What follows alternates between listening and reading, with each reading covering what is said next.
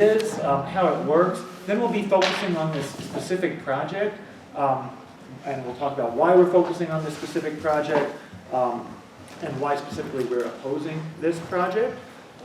Then we're going to move to a section about setting a better course for the future. And this is, as Donnie said, an opportunity for us to break out and talk about how we want to reprogram that money. It's important substantively for us to be thinking that way. You know, where do we want the money spent? But it's also important, I think, strategically to make sure that when we come to the city that we're not just a group that says no, no, no, but that we're a group that says no, but this, or yes, and this. And that's just something that I've seen be successful with other groups that have come before the city for different reasons. At the end of this, we'll talk about your next step. This is an advocacy campaign. Ultimately, I mean, today is a workshop, and you know, we encourage you to get involved to the level at which you feel comfortable. But there is a specific campaign in mind, and we want to leave you with action items. Taking action in your own community to change the budget and change infrastructure is an incredibly empowering thing, and we're very fortunate to be in a community where we can actually make an impact with a relatively small number of people. So look forward to getting to that at the end, but let's begin by talking about the CIP. By the way, because I do have things broken into sections, I am happy to take questions along the way. I think what I prefer to do is kind of wait till I get to the end of the section, and then I'll ask if people have questions, if you think that works, just to kind of keep us moving through things. All right, so the CIP. It's a document that sets out a 10-year program for Champaign's capital expenditures. And what do I mean by capital expenditures? Well, that's things like streets and sidewalks and bike infrastructure. Stormwater infrastructure is a big component of the city's CIP. Buildings, repairs to the city buildings, expansions to fire stations, things like that. Things like payroll for city employees or operational expenses like gas for the police cars are not in the capital improvement plan. They get handled through another budgeting process. This is really about infrastructure and buildings, physical, tangible things that the city has ownership of. In Champaign, the CIP is a 10-year program.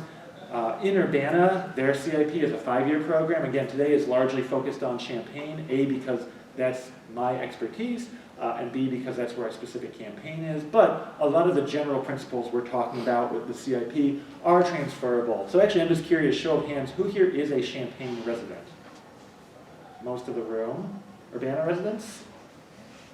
Savoy? I think we got everybody. Okay. Cool. So yeah, this, you know, a lot of what we're talking about today works the same on both sides of Wright Street. These projects include a mix of one-off projects and recurring maintenance projects. So a one-off project might be the expansion of a particular road or an addition put on a particular building. Recurring maintenance projects are things like repairs to asphalt streets or concrete streets or sewers, stormwater sewers, things like that. Things that where the city, you know, budgets a certain amount every year for repairs, and then they have some additional document that dictates, okay, which asphalt streets are getting repaved this year, which sewers are getting snaked this year. The CIP is not just about expenditures, about the funds going out, it's also about the funds coming in. And those funds coming in come in both through general revenue and dedicated funds. General revenue is what the city raises with your property tax dollars, as well as some other taxes that the city levies, some other taxes, a few fees, but generally taxes, go into general revenue. And general revenue basically is this big pot of money that the city can spend on anything. They don't have specific policies about how it gets spent. The city does also have some dedicated funds. Those are things where there is a particular revenue source that is tied to a particular type of expenditure. So for instance, there is a local motor fuel tax that the city of Champaign charges, and a portion of that local motor fuel tax is directed into the local motor fuel tax fund, which is supposed to be spent on road and street infrastructure. So we have both kinds of revenues coming in, general revenue as well as dedicated funds. What kind of dollar figure are we talking about? It's about $50 to $55 million a year. So it's a substantial amount of money that is at play every year with the CIP. And of course, you can do the math, stick a 0 on the end of that, you get a sense of how much is being planned on the decade-long scale of the document. It's a document that's adopted annually. There's a lot of carryover from previous years into the next year that's being adopted, but things do change, and we are coming up on the adoption cycle here, which is why we're talking about this campaign now. Specifically, there is a study session in mid-May. For those of you who aren't familiar with City Council procedure, a study session is basically an opportunity for council to talk about some big, complicated item. In this case, it's a CIP. They give some feedback to staff. Staff bring basically a draft document to them. And then council can discuss and say, we like this, we don't like this, please prioritize this more, please push this project back. And then the following month in June, after staff have had the chance to go take that feedback and update the document, it comes back before council in June, and that's when council actually takes the vote to approve the, to adopt the plan. The plan is named for the upcoming fiscal year. So in the City of Champaign, the fiscal year runs July 1st to June 30th. And so the upcoming CIP that we're organizing around is the 2024 CIP, because we're talking about fiscal year 24 that runs from July 1st of this year to June 30th of 2024. This is an example of a project page in the CIP. This is the bike plan implementation page. So this is one of those recurring items. So within this, there's a certain amount of money that's appropriated for bicycle planning every year. There are different accounts listed over here. Those accounts are tied to different types of expenditures. When you see professional services, that's typically for a consultant. You see salary and benefits for a portion of an engineer's work plan is dedicated towards implementing this. And then there's some construction money as well. You get a project code number at the top. We're told who the project manager is. That can be helpful if you ever have a question about a particular project. You know who you need to contact about it. One thing I've highlighted here for those of you who are cyclists is in FY 2026, they are anticipating jumping the amount of money up in this line item substantially. So that's a good thing. Looking forward to that. But there's lots of project pages that look like this. And when if you ever want to do a deep dive into the CIP yourself and really navigate the document, you'll see pages like this for every project that's listed over the next 10 years. The planning process for 2024 is currently underway. We're about 6 weeks away from when I anticipate the study session will be. I did call the city today to see if they'd scheduled the study session date, and they have not yet.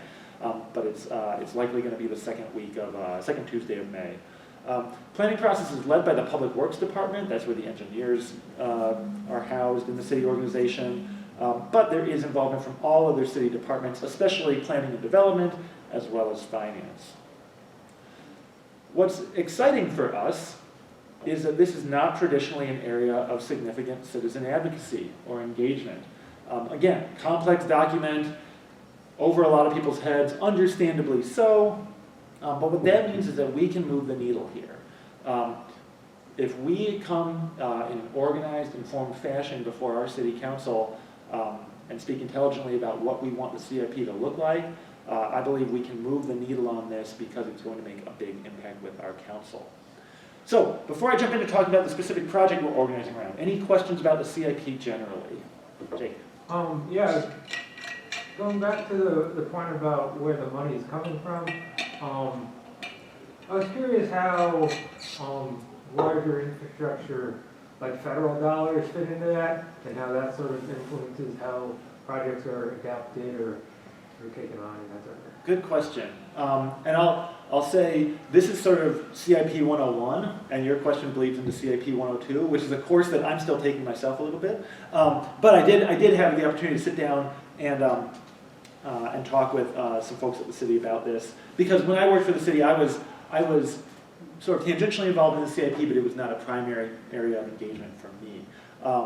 So when it comes to things like federal dollars or state dollars, let's see. There are some external dollars that flow into the city and are accounted for as funds. The state motor fuel tax, for instance, is one of these. And it's, so there's the state transfers fuel tax to the city every year. That gets put in a specific fund that's dedicated for a specific purpose. And then in the plan you can see where those state tax dollars are being spent.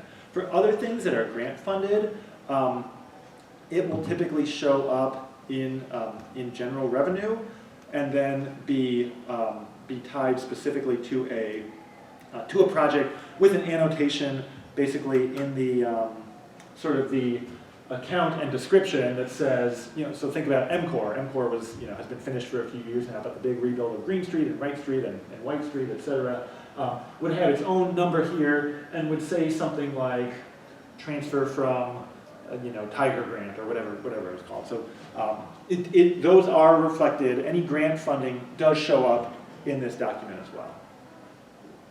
Other questions about a CIP generally? Super. Yes. When I looked at the breakdown of all the plans, I saw a collection of TIF plans, the tax incremental financing units.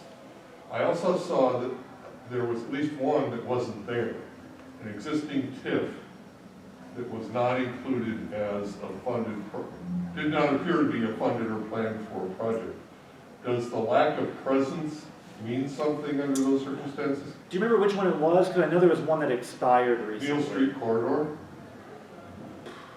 I don't know that Neal Street, there's, Neal Street TIF? I know there was a TIF in, sort of surrounding Actually, it's probably called Bristol. Yeah, okay, yes. Okay, this is probably also CIP 102. TIFs do show up, and when they are tied to specific capital expenditures, it may be because that TIF was created entirely to benefit a single project, and that a lot of its elements are more programmatic rather than capital. And what I mean by programmatic is like giving grants to property owners who want to refurbish something or something like that. It may be that it's not showing up in the CIP because it's not sort of, it's not being used for capital expenditures, it's being used for other types of expenditures.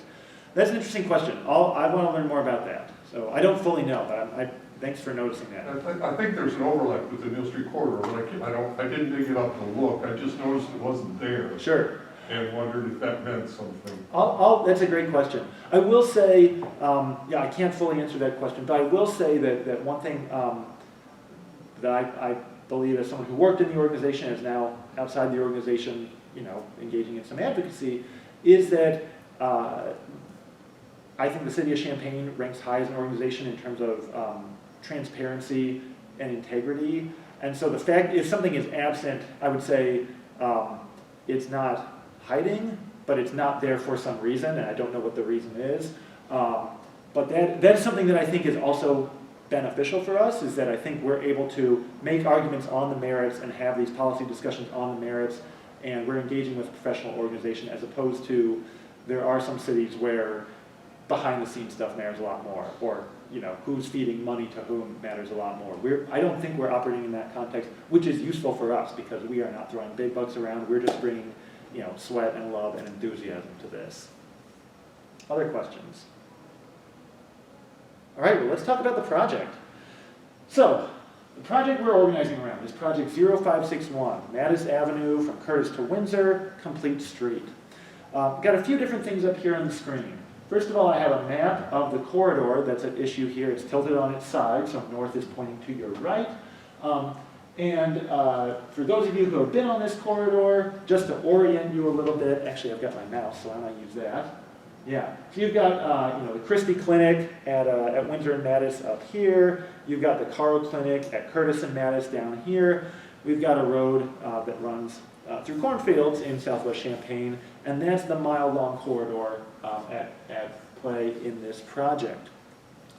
I have a street view screen cap on the right there that shows a typical view of this corridor.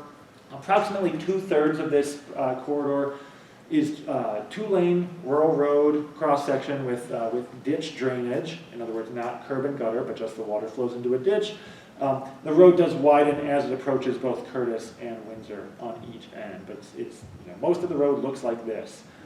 More than 50% of the land that is immediately adjacent to this corridor is unincorporated. That means it's not within the City of Champaign. So we've got a City of Champaign proposed project, City of Champaign Road, but more than half the land that it touches is not within the city. The entire east side is not within the city, and then there's some parts on the west that are not within the city as well. The adjacent incorporated land that you see, that is within the city, is largely zoned SF1, single family 1. It's the city's lowest density zoning district, so only allows single family houses. There is also no impending adjacent development to this corridor. In other words, it largely runs through cornfields, and 10 years from now, it's extremely likely that this road will largely run through cornfields. And some of the property owners here are not the selling type. These lands are within the city, but they are a long way away from being developed. We'll talk a little bit more about why that matters as we go on here. Here's what the project will look like in its current formulation. So this is a screenshot of North Market Street near Marketplace Mall. Again, this cross-section is almost exactly what the city is planning for Mattis. So you see three vehicle lanes, 3 car lanes. One of them is a center turn lane, that can be restriped if there are driveways to go into. Bike lanes on street, curb and gutter drainage rather than ditch drainage, so there's more stormwater infrastructure, sidewalks, and street lights. So if you want to know what the city plans for this part of Mattis to look like, go up to North Market Street. You can see it for yourself. And I will say, as someone who walks, as someone who bikes, if a road is going to be widened, this is a good treatment to use. Our issue is not with the treatment that's proposed itself. Our issue is with the money that's being spent on it and why it's being spent right now. In the 2023 CIP, which is the one we're currently under and which will expire at the end of this year, at the end of this fiscal year, in other words, at the end of June, construction expenses are coming up for this. There's already been, in the 2022 CIP, there were about $568,000 spent. This current year, they spent nearly $700K, and then the construction expenses start up. The first construction expenses are planned for the upcoming CIP. I confirmed with the city that these are going to be all utility relocation. So the road widening would not take place in the upcoming fiscal year. It would just be utility relocation, and there'd also be some right-of-way acquisition. The city, I guess, is a little bit behind the ball on where it wanted to be with its right-of-way acquisition. So these numbers will probably shift with the plan that we see published in 5 to 6 weeks. Then in fiscal year 2025, that's when the road widening itself is planned. That's where we start to take into the 7 figures for annual expenditure, and then there's some ramp up in 2026. So there's nearly $5 million in expenditures planned over the next 3 years in construction expenses. This is a project where the city has spent at least $1 million already, so there is some cost, there is some momentum, but the majority of the costs are yet to be incurred by the city. So coming back to our view of the corridor here, our city is planning on spending at least $5 million more of our tax dollars to widen a road that runs through cornfields that, for the most part, those cornfields are not even within the City of Champaign, and there's no tax base that's going to be generated by this project to support that road. And so that road, those expenditures are all going to be borne by those of us who are currently paying taxes, all the property that's currently paying taxes in the community, and the maintenance for it is going to be borne by, not by any new development, but by those of us who are already paying taxes, who have property elsewhere in the community. And when I say those of us who have property, I don't just mean owners. Renters are contributing to property taxes as well. So we are all on the hook for this road widening through the cornfields. There's a problem, and it's not the first time the City of Champaign has made this mistake. Clearview is an area on the northwest side of town. Clearview was proposed as a big office medical development by the Atkins Group, a very large developer in town, shortly before the Great Recession. And so there's more than 2 miles of length of road up here. There's a big loop road as well as this road up here. The only development that has occurred is this little cluster of maybe 30 houses up here. This road is already more than a third of the way through its lifespan. What I mean by that is that all infrastructure has a lifespan after which it fails and needs to be totally replaced. And this road, even with hardly anybody using it apart from just recreational traffic for people who want to speed around the loop, is already rotting in the ground. You can see the screen cap over here. You can go visit it yourself. This infrastructure is starting to fall apart. It was built at developer expense. That's a little different from the project we're talking about, but it's maintained at taxpayer expense, and it has not generated any supporting tax base. So everyone in town is paying for this road to rot in the ground that has not been used. Curtis Road, right near, that actually intersects with our corridor. Our corridor that we're looking at starts right here. This stretch of Curtis Road, south of Cherry Hills and north of Rolling Acres, was expanded. 1.3 miles of it was expanded many years ago when the interchange down here at I-57 and Curtis Road was built. Again, a third of its lifespan has passed. This one was actually built at taxpayer expense. It's of course maintained at taxpayer expense. It too has not generated any supporting tax base. This parcel down here has been, development's been proposed, and then it got withdrawn and then put up for sale, and someone new bought it and tried a concept, and now it's back up for sale again. So we have another case of a road being widened, infrastructure being built to account for more capacity. That capacity doesn't materialize. There's no development, no tax base that supports it. Everyone is on the hook for maintaining this. So this has happened before, and what we're trying to do with this project is stop it from happening again. Before we move on to talking about what our positive vision for the future is, and that's something that we as a group are going to be working on today, I want to stop and see if there's any questions about this project specifically. Janet. I guess like we went over this a little bit at the last CCB board meeting, but when they were showing us like the designs for the road, I didn't understand like what they were building it for. Do you mean like the why? Yeah, like why? Yeah. Good question. Yeah. So my understanding is that the city. So there's two things at play. There is a sort of a larger planning process that anticipates this road being widened because of the interchange up here, anticipated future traffic demands, and I'll say too, there is just sort of an inertia and an internal logic to how roads are built and expanded. We are now several decades into the civil engineering profession. When it comes to roads, just kind of thinking bigger is always better. In fact, they often use the language of improvement. A road widening is an improvement.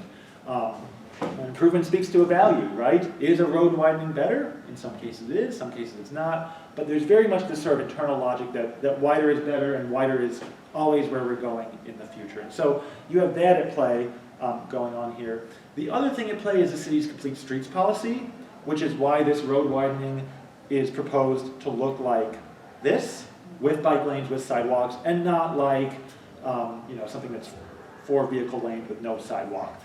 So again, the treatment here, in the abstract, is a good treatment. We like this. We will probably want to advocate for this in other places. There will be spaces where we will show up to be like, please make this look like this. We want bike lanes. We want not 5 roads of traffic. So the concept itself is not the basis of opposition because we want this to happen. This is great, but why here? Why now? I'm not convinced that here now is a good idea. Jake. So the two areas of sort of connectivity with this and the interchange, is that all mentioned just that you have 2 major cargo facilities at either end of that, being a sort of rationalization, even though they don't really support any of that? You're absolutely right. That is something that the city does view as a positive here, and that we will need to be prepared to speak to why that, to acknowledge it, but that doesn't necessarily carry the day for us. But it's certainly, this is different. This does connect, two medical facilities. It provides another bike connection and walking connection to, a very busy clinic in here, as well as for people in this neighborhood to, head north if they want.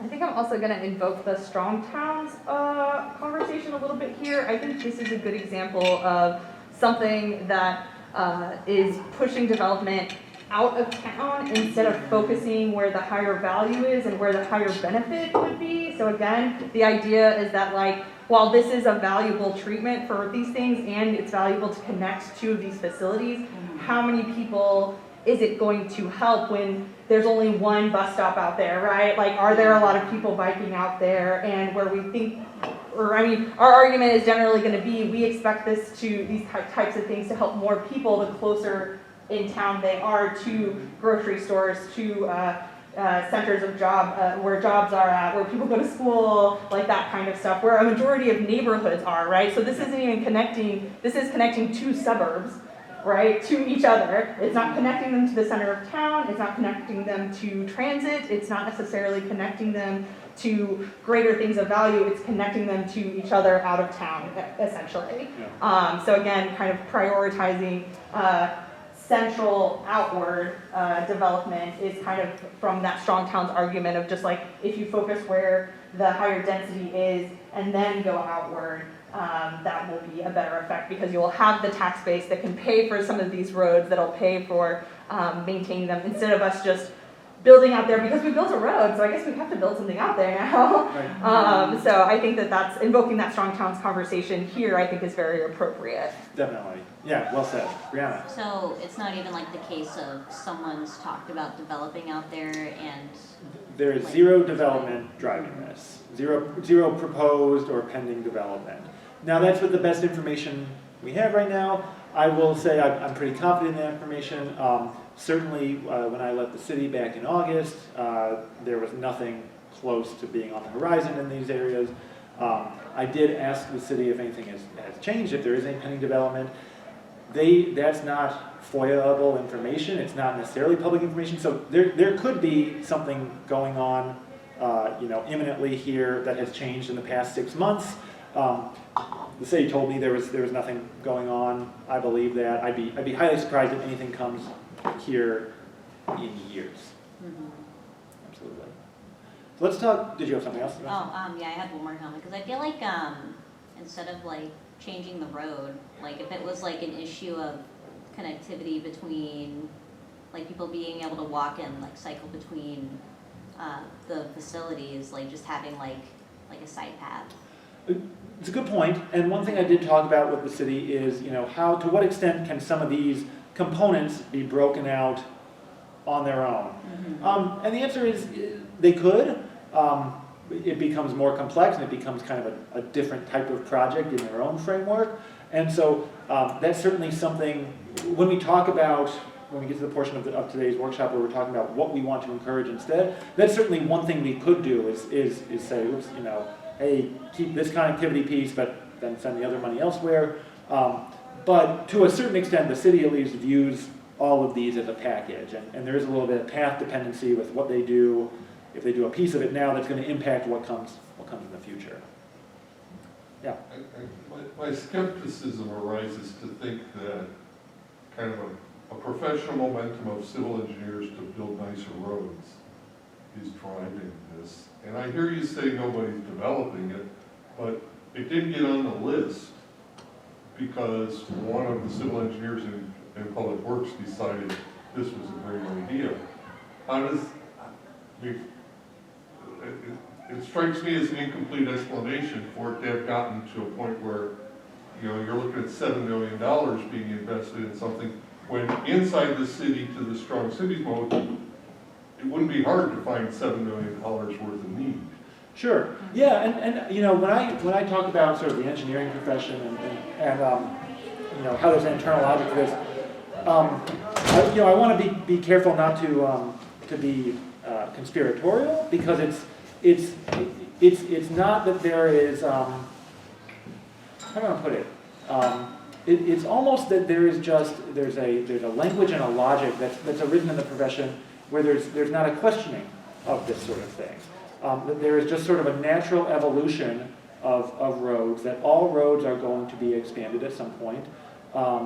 That there's that you do a traffic study, and the traffic study projects higher usage in the future, and then A, you accept that traffic study is accurate, and B, you accept then that, well, we must then widen the road to accommodate it rather than trying to change transportation patterns. So all of that is very much bound in kind of in how they do their planning and how they plan for road widenings. And again, it's not nefarious so much as it's just the way business has been done and the way it's evolved over the past several decades, to the point that doing something like this is second nature. So and the reason I pressed that question then is, at the moment you suggest that maybe we shouldn't be doing this, some interests are out there saying, having said, we should do this. And I guess a clarity of understanding of that is what I was driving to know, because at the moment you say we shouldn't do this, or we should redirect those resources elsewhere, who's advocating for this? I see. And how do we respond to that advocacy? Because that's as important as momentum. Good question. And I have something on that a few slides from now. But in general, I don't think there is any sort of constituency outside the city organization driving this. I think this is really just sort of, it's this road's turn. You know, it's been on, I've not gone back far enough from CIPs to see when it first made it on.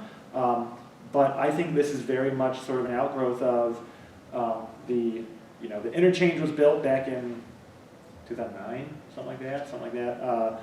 And then Curtis Road needed, through the logic of the profession, to be widened because of that. And then the roads that connect to Curtis need to be widened because of that. And so I don't think there is, it's not the local concrete lobby, it's not Carl Hospital, it's not the folks down at Liberty on the Lake subdivision, it's not, people at Cherry Hills it's not city council. It's this road's turn based on, how we widen roads.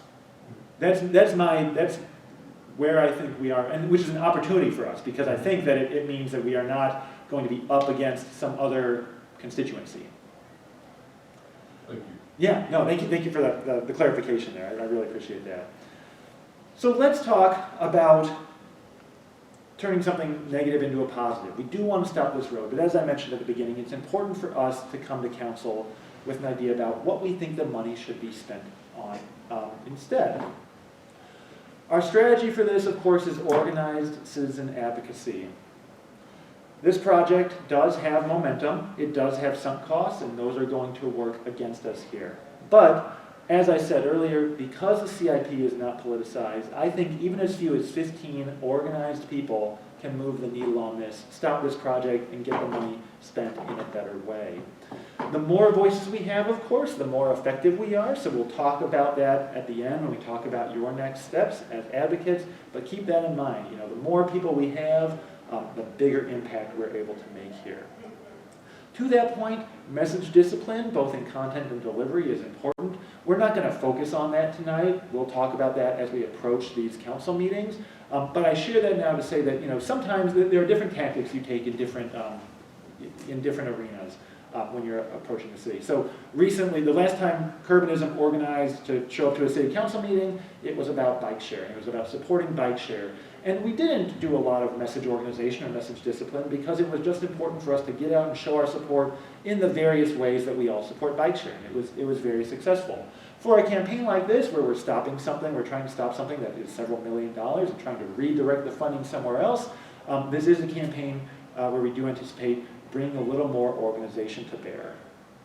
That organization is effective because it makes us appear bigger and stronger. It shows that we mean business about this. It's also important for us, I'll just share this, to respect the City Council's time on this. Again, we'll talk more about this when we get to a month from now, 6 weeks from now. But our tactic here is to make a show of force and be strong but be brief, so that we don't get city council annoyed with us that we're up there filibustering or grandstanding or things like that. Our main lines of argumentation against this project. One is that it's a boondoggle, it's a waste of money, that widening a road that runs through cornfields, more than half of which are not even in the city of Champaign, is just a waste of money. That money can be spent better elsewhere. Another is that it's important for us to maintain what we have before we expand capacity. If you drive, bike, walk around town, you know that there are lots of potholes, there's lots of sidewalk faults. If you're riding in the bike lane, you might be dealing with crappy pavement. And that's infrastructure that we already built and already pay for, or we should be paying for. So let's show it some love and keep it in good shape before we start building something new, again, on the edge of town that likely is not going to get used all that much. Wrapped up in all this is the idea that our biking dollar, our walking dollar, our paving dollar goes further in town than on the edge. It addresses an area of immediate need. It addresses an area of greater need because more people are using it. The money is just better spent here in town than out on the edge on this project. Another thing to keep in mind is that we want to give council an easy win. And think about this as we look at some potential projects as we start to transition into our more workshop mode here. When I say give council an easy win, I have seen groups go before council and they just are no, no, no, and they're just opposing something and they don't give council an opportunity to build on something. So that's something we're avoiding, but it's also important for us to be realistic about what we are hoping to repurpose the money to. We want this to be a win for council politically, and we want to make sure that it fits somewhat within existing city programs and structures, because the more city council has to work to reprogram, or the more the city staff have to work to reprogram the dollars, the more complicated it is for them, the harder it is to get city council to say yes, because now we've made things hard for them. So we want to make things easy for them. What this means is that it's easiest when the money stays within the proper funds. So that means that this project is funded with local motor fuel tax dollars and state motor fuel tax dollars. So that means we are most successful when we keep when we propose something that's road related or transportation related. If we wanted to send $5.5 million to the library because we have a great library and we want to make it even better, I would love that, but that would be a big lift because then we're taking money out of one pool, sending it to another. It's too complicated. It's easy for them to kill it on those grounds. As I talked about earlier, there's no constituency for this project. There's some internal staff momentum, but there is no one externally, as far as I can tell, that is driving this project, clamoring for this project. So it's kind of like one of those political debates where they invite two opponents and one of them doesn't show up and there's just a nameplate on the podium. That is where we will hopefully be when we're talking about this, is that we will have the first mover advantage and the only mover advantage. Let's give council $5 million to spend on something they know that we're going to love and that we're going to love loudly. It's important for us, again, I'm going to keep harping on this, not to just be saying no, that's not our message, but it's no, but this. We want this, we love this, and we think other people in the community are going to love this too, so please spend the money on this. Give them something to campaign on. Okay, so I'm going to share several possible project ideas here, and then we're going to transition into more of a dialogue that Adani is going to facilitate. I will say that these are, I'll speak briefly on all these. We are not limited to these in our discussion. Certainly my handicapping of how they, or my sort of assessment of how of the strengths and weaknesses for each of these should not be taken as gospel. This is just, I'm coming as someone who has a perspective as someone who did work for the city and has followed city council for a long time. Okay, so one project idea would be to focus on sidewalk issues, to say, hey, take this $5 million and spend it on sidewalks. We have sidewalk gaps. We have lots of sidewalk gaps all around town where the sidewalk just ends, so people have to walk in the street. We have lots of areas where the pavement is faulty, and so water pools there, it gets icy. If you're using a wheelchair or pushing a stroller, it becomes impassable for you. So that's one thing we could argue for, is saying, hey, spend this money on expanding, improving, fixing our sidewalk network. has the benefit of being, the money definitely stays within the same funds there. So that is, that makes it easier. So this is one possibility. Another possibility is focusing on ADA ramps. There are lots of areas of town where the sidewalk meets the street and there is no ramp. The city does have money, you'll see in the CIP, it's one of those recurring expenditures, but there are lots of sidewalks that don't have ramps, and the city has a long, long timeline before it's going to get to all of them. So long, in fact, that ones they do this year are going to need to be rebuilt and reconstructed before the ones, before every single one gets done.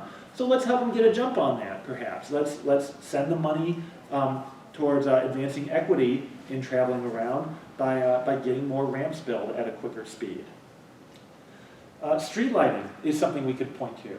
This is one where I'm not quite as sure that street lighting stays within the same funds. I'm 95% sure it does. Street lighting, of course, is really important for safety. When people are walking and biking around, it helps drivers who might be distracted or driving unsafely. It helps them see those people better. It also helps people who are walking or biking, perhaps feel less vulnerable from being attacked or suffering from criminal activity, something like that. So street lighting is a direction we could go with this, with our advocacy. Fixing potholes. Fixing potholes is something that might be a little more driver-oriented than our group is, than our group might want to go. I will say, in terms of sort of political reality, this might be the thing that is the most attractive thing to City Council. At this time of year, the #1 complaint they are hearing is potholes, potholes, potholes, fix my potholes, I pay so much in taxes, why are the roads so crappy? And again, we have an interest in this project in making sure the money is spent in a good way, but do please view this as a capacity building project for our group as well. We want to get to a point where we are taken seriously as CIP advocates, where we're moving the needle, where we're someone they're coming to, and so, maybe we take the long view here and say, okay, yeah, we wish this $5 million was spent on sidewalks, but maybe we say, for this one, we advocate for potholes because we get the win and we get in their mind. That's one assessment of this. Again, we've got lots of options. I'd love it if we had $500 million to spend. We've got 5, so we're going to have to pick. We could be a little more specific with our location. We could look at, for instance, a location like Sangamon and Mattis, where we have a 5-lane arterial road that cuts 2 neighborhoods apart. There's lots of people who bike and walk to Shoal Pool, to the Park District facilities over here, to Jefferson Middle School, to Centennial High School, who have to run or bike for their lives across this unregulated intersection where the speed limit is 35 and vehicles regularly travel 55 miles per hour. So we might argue for targeting the money at a specific location that we think should be improved.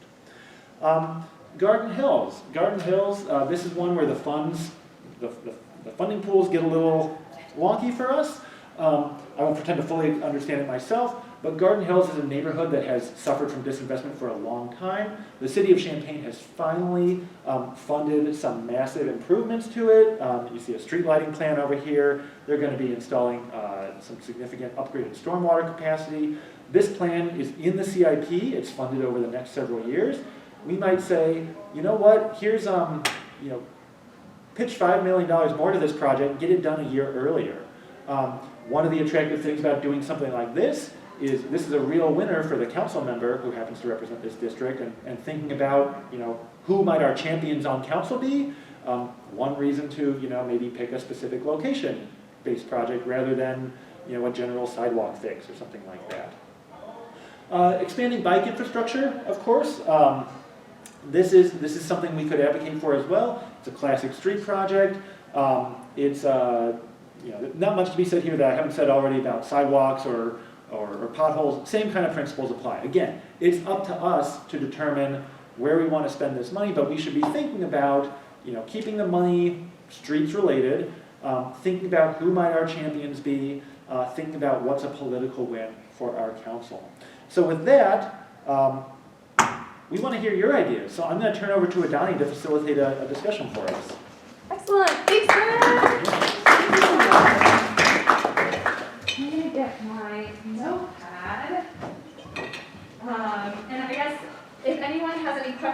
kind of at the last section, we can start there and Sure. kind of then jump into talking about what y'all's priorities are and what you're interested in seeing our city council do and kind of take an interest in. So just to understand, so when this budget is allocated, that's already decided that the money will be spent, so it's more about what you spend it, or can you also say, look, we're going to defer that a year, or?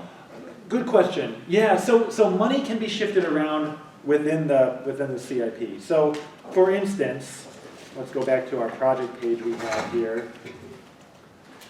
You know, let's say here in 2026, there's a planned increase of $55,000. That's probably a little too small for people to see here, but there's a planned increase for $55,000 for this project a few years from now. In their CIP planning process, the city might say, you know what? We're going to need that $55,000 for something else, so we're going to take it out of this project and put it towards some other project on some other project page. So the money is can definitely float around within the plan. The only money that's actually committed each year is, again, this is the 2023 plan we're looking at here. So this was adopted, so this money is fixed, although they can't change after the fact through another process. But all this stuff is sort of their projection, but on that annual basis, they can and do move certain things around. This project looks like it's going to be cheaper. We can take some of its funds, put it here. This project looks like it's going to be more expensive. Where do we take that money from?